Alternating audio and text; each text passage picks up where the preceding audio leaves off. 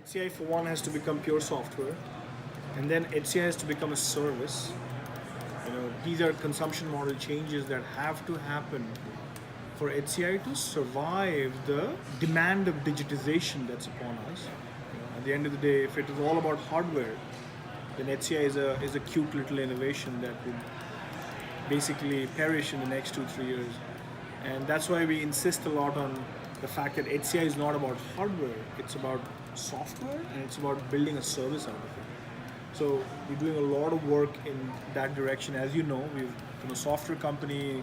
We think HCI is about an operating system, and when I say an operating system, I mean hypervisor, I mean software-defined storage, software-defined network, software-defined security, and it's about control plane, which is not just Prism but multi-cloud and so on. Because hyperconverged infrastructure also has to say, what does infrastructure mean? Does it just mean the hardware that we converged, or does it also mean the clouds that we have to converge in the future?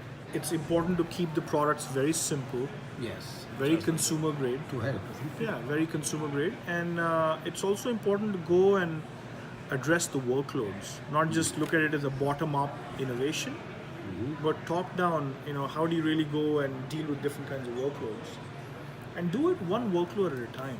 I think the other piece is that IT operators have never been more ready to really get educated about the cloud and to go and embrace it rather than resist it.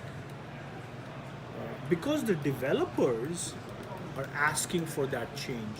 The average life cycle of a startup is 98% mortality, by the way. So if you look at Silicon Valley's data, because it's Darwinism, so everything is about Darwinism. It's like the sapling is now look like a little bit of a bigger plant and maybe a tree.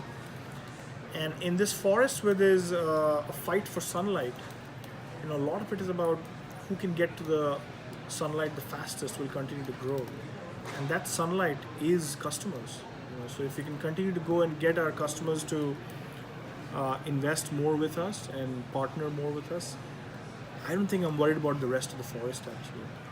A lot of valley companies have created hype, and then the reality was different from the hype, and then they ran out of money actually.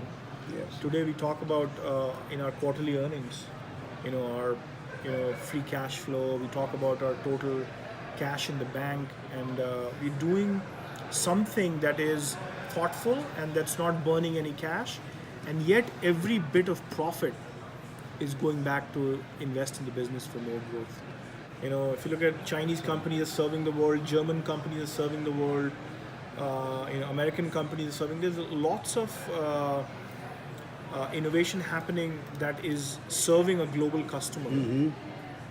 So that also means that it's getting more competitive because of the overall revolution in telecom, bandwidth and internet and social media and all that stuff.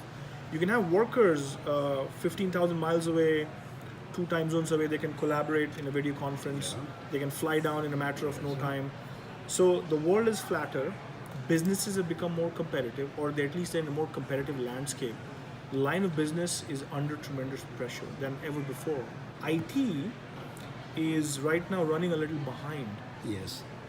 And the reason is because they continue to be the doer as opposed to the orchestrator. Because there's 2 things you can do. You can either be the doer, which is an end-to-end soup to nuts service provider, or you could be a service orchestrator.